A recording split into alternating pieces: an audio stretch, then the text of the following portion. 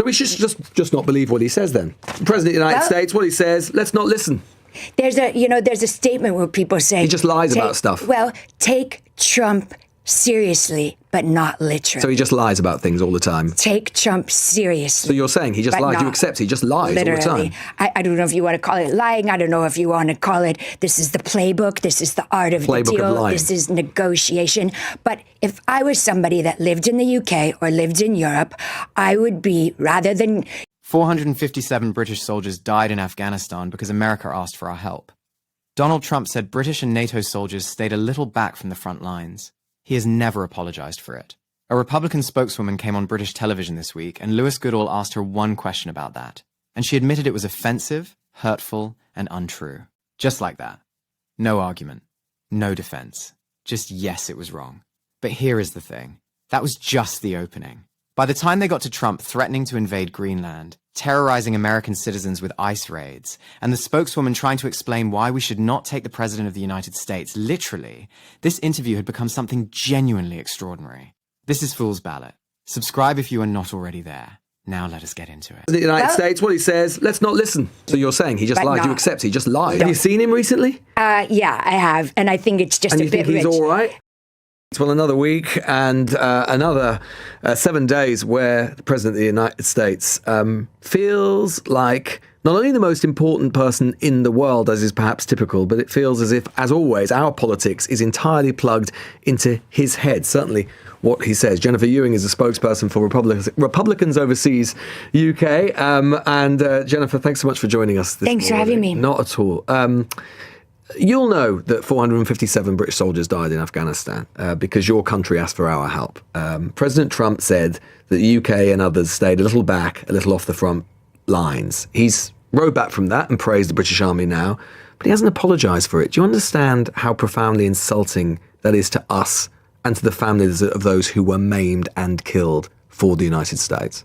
I do. I've lived in Great Britain for the last 20 years. I love this country. I'm a citizen here, and I'm very well aware of the sacrifices that the British families made during that time. And there's no excuse, quite frankly, for what he said. Now, you asked about an apology, and I was looking back, actually, over the last couple of days. How many times has President Trump come out and apologized for something? Well, actually, and I don't want to go back to 2016 and grabbed her by the you-know-what, but there was a direct apology for that. It's rare. It's very rare, is my point. And so, as you referenced the Truth Social that did come out, which was a huge relief. Clearly somebody had gotten in his ear and said, hey, I know you didn't specifically mention British troops in your comment. You said NATO. I think he was still on a big roll from Davos, just slamming NATO. Again, no excuse. But it's not good enough, is it, for the fact that, so he never apologises. Well, that speaks to a deep arrogance. Yep. And that's not good enough. It's not good enough. And although he's rode back on British soldiers, he hasn't on NATO soldiers. And hundreds and hundreds of those, not least the Danes, who he's been attacking for the last few weeks, did exactly the same thing. No, you're right. And I think the Danish people per capita lost highest more than American, as many or more than Americans. Look, I'm not going to sit here and defend that statement. It was offensive, it was hurtful, and it was untrue, as we've just discussed. I think what you are going to see, probably in relation to maybe the work we're probably going to start doing on Chagos together, is more comments about how much the UK and the US and the special relationship. Why would he say something like that? I'm not in the man's mind. I don't know, but it's been going on for 10 years, right? He's been in the public. Well, he's been in the public eye for 5 decades. But so he does say these things. Does it embarrass there's no you? Point. I mean, does it embarrass me? I didn't say it. No, but you're a Republican. Does it embarrass you? He's the leader of your party. Do I wish he didn't say it? Absolutely, I wish he didn't say it. But he did, and we can't take it back. Everybody, including our chairman of Republicans Overseas, I haven't seen one person come out and defend it. Have you? Well, no, but I should imagine not. What on earth would there That's to be what I mean. what on earth would there to be to defend? But I haven't seen Republicans condemning him for it. That's not true. I mean, I think if you look at the poll media tapes of myself or Greg Swenson, other sure, members but with respect, more senior figures in the Republican Party, Speaker Mike Johnson, perhaps, or maybe the Senate Majority Leader. Look, I don't think anyone's going to defend that statement, because we all know it's not true, and this is I don't think that's it. Your country was booed the other night in this country. Do you understand how far and how fast America's reputation is falling? Yeah, you know what? I think what's going on between our two countries, and like I said, this is my adult home, I love this country, is tough love. I really think that, and this has been going on since the Munich Security Conference. Tough love. I wouldn't want anyone to love me like that. No, but you know what tough love is like, I think President Trump was elected on an America First agenda, right? So it's like, put your own oxygen mask on first. We need to look after the things in our country. We want Britain to do the same. We want France to do the same. We want Germany to do the same. All of these countries to look inward, care about the people that actually live there, and be the best you can be. Because if Europe and indeed the UK you think America is the best it can be right now? If it continues to get weaker, then how are we? That's not a strong partner. And a lot of that came up was, and I know you discussed it with your with the Green Party member, but Donald Trump wants you guys and NATO to start upping the defense, because we may have to turn our attentions further east to defend ourselves from you. Well, what do you mean by that? Well, what I mean by that is that your country's been threatening to invade a European sovereign power. Oh, are we back on Greenland?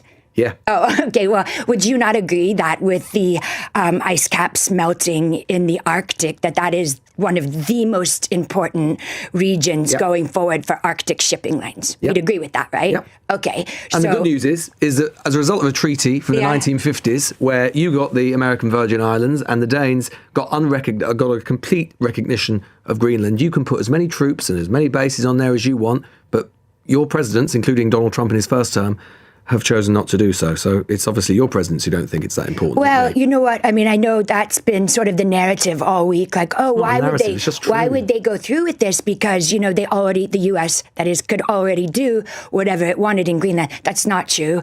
We needed Danish approval and Greenland approval. And quite frankly, America and the president, and I think a lot of even Brits, the EU and Europeans, there's too much bureaucracy to get anything done. Well, so because of European red tape, you have to invade Greenland? Do you really think, Lewis, that there was going to be an invasion of Greenland? Well, the Europeans clearly thought it was a possibility because they've been sending troops there as a deterrent. And your president said, until this week, he said and raised the prospect of the use of force. He could have ruled that out earlier. He elected not to do so. He was going to threaten tariffs. He was threatening tariffs on us for opposing him. With friends like that, who needs enemies? Well, I think the funny thing is, again, anyone that's been paying attention to the Trump playbook, that was step 6. That's exactly what he does. He throws a grenade into a room.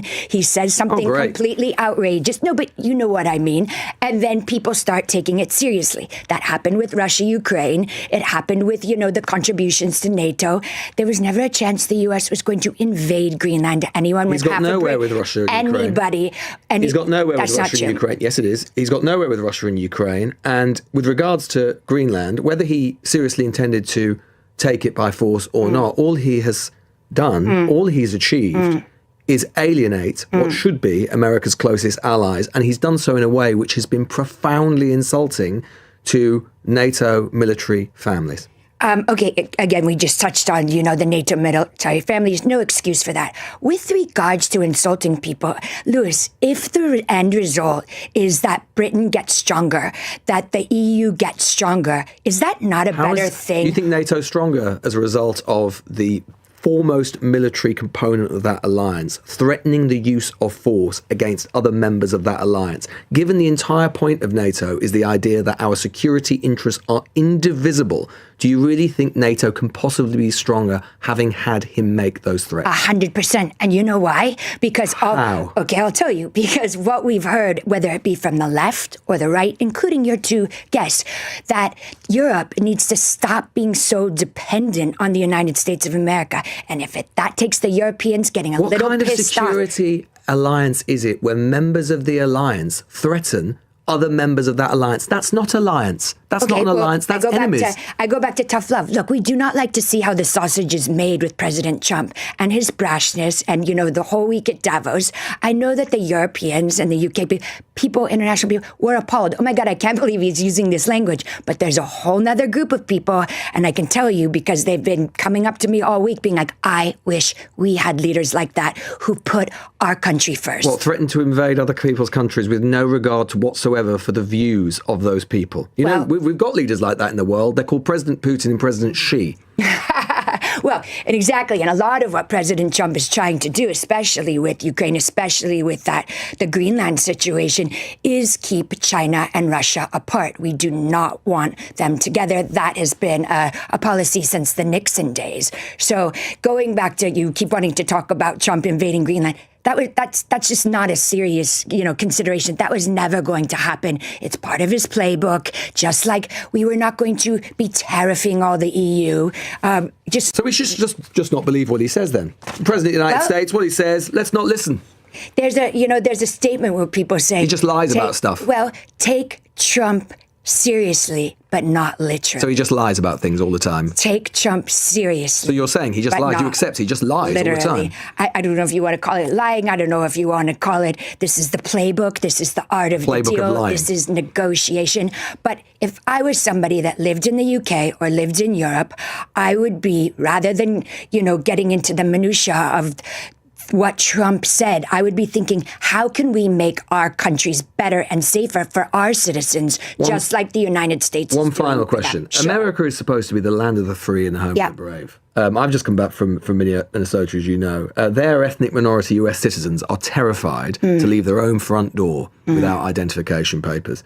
Is that the sort of country your proud President Trump has made? You know what? There's a huge issue right now with, you're talking about the ICE enforcement. And as you'll know, because you were just there, Minneapolis is what's called a sanctuary city. So the the local agents can decide not to cooperate with the federal agents. What's crazy about all this is President Obama, deported 1.8 million people with Tom Homan as his head of ICE. But ICE weren't doing things like this. And you know why? Because President Obama called the local politicians and said, keep your mouth shut and let the feds, ICE, do their job. ICE weren't doing what they've been doing now. Well, under President Obama. And that is because they weren't killing US citizens. Okay, and that's atrocious, and that was a tragedy. So I'm not going to gloss over that. But what I was going to say, your president has called them domestic terrorists. But Lewis, listen to me.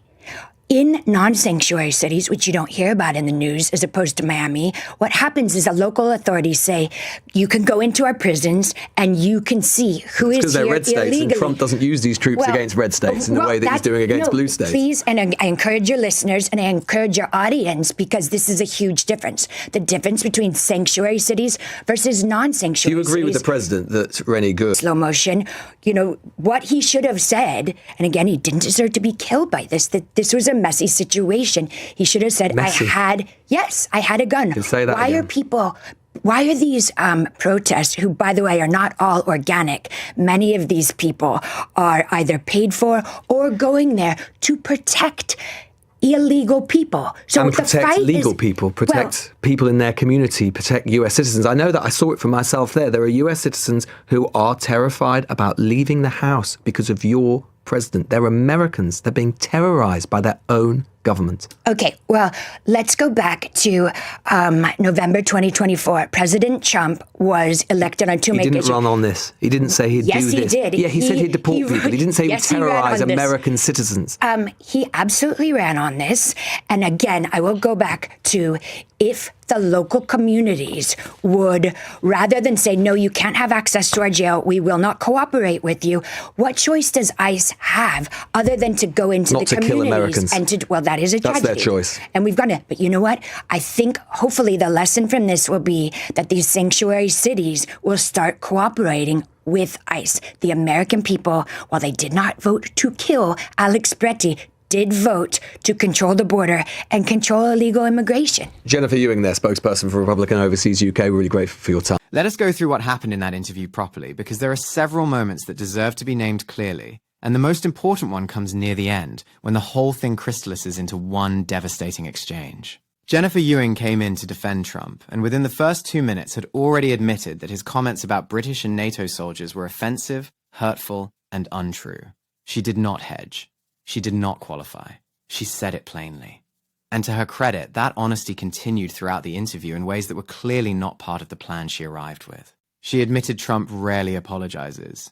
She admitted his Davos comments appalled European audiences. She admitted the killing of Renee Nicole Goode was atrocious. She admitted ethnic minority Americans are scared to leave their homes. Each admission came with a pivot back to defending Trump on something else, but the admissions themselves were real, and they mattered. Then there was the Greenland moment. Ewing's defense of Trump's threats to invade Greenland was essentially that it was never going to happen. It was part of the playbook. He says outrageous things, and you should not take them literally. Goodall's response was immediate and completely correct. If we should not take the President of the United States literally, then what is he doing? He is the most powerful person in the world. His words move markets, shift alliances, and determine whether people feel safe or afraid.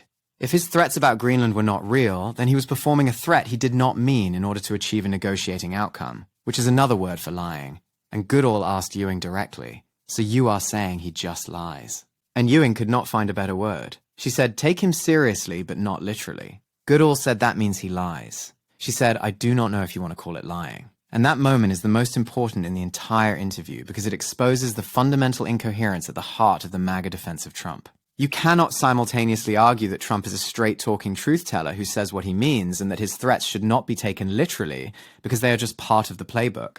Both of those things cannot be true. One of them has to give. And the moment you say do not take him literally, you have admitted he does not tell the truth. The Afghanistan moment also deserves more attention than it got because it is the one that hits closest to home for a British audience. 457 of our people died in Afghanistan. Thousands more were maimed. They went because America asked us to go, and we went because that is what the alliance means. And Trump stood up and implied they hung back from the front lines. He has not apologized. His spokeswoman admitted it was wrong, but could not explain why he has not said sorry. Goodall's point about this speaks to something deeper than one offensive comment. It speaks to a pattern where Trump insults America's closest allies repeatedly, issues partial corrections when pushed, and never actually apologizes because apology would require acknowledging that he was wrong. And acknowledging he was wrong is something his entire political identity is built on never doing. Then there is the ICE enforcement question, which connects directly to the Renee Nicole Goode script we covered on this channel before. Ewing tried to deflect by saying Obama deported more people. Goodall's response was sharp and accurate. Obama was not doing what ICE is doing now. ICE under Obama was not killing American citizens in disputed circumstances, not terrorizing communities with armed raids, and not making ethnic minority citizens afraid to leave their homes without identification papers. The scale is different, the methods are different, and the effect on communities is categorically different. Ewing admitted the killing of Renee Nicole Goode was atrocious. She admitted American citizens are scared. And then she said, hopefully sanctuary cities will learn their lesson and start cooperating with ICE. That is not a defense of what is happening. That is blaming the victims of government overreach for the overreach being committed against them. The tough love framing that Ewing kept returning to is worth addressing directly because it is one of the more revealing things she said. She argued that Trump's bullying of European allies is tough love, designed to make them stronger and more self-sufficient. Goodall asked the most obvious follow-up question. What kind of security alliance is it where members threaten other members with force? The entire point of NATO is that our security interests are indivisible. If the most powerful member of that alliance starts threatening the others, the alliance does not become stronger. It becomes meaningless. You cannot threaten someone into trusting you. You cannot bully someone into feeling secure. And the leaders Goodall named who behave that way, Putin and Xi, are not the models anyone running a democratic foreign policy should want to be compared to. Ewing had no answer for that because there is no answer. This is Fool's Ballot. Hit the like button, drop your thoughts in the comments below, subscribe to the channel if you are not already there, and share this with someone who still thinks Trump's lies are just negotiating tactics. I will see you in the next one.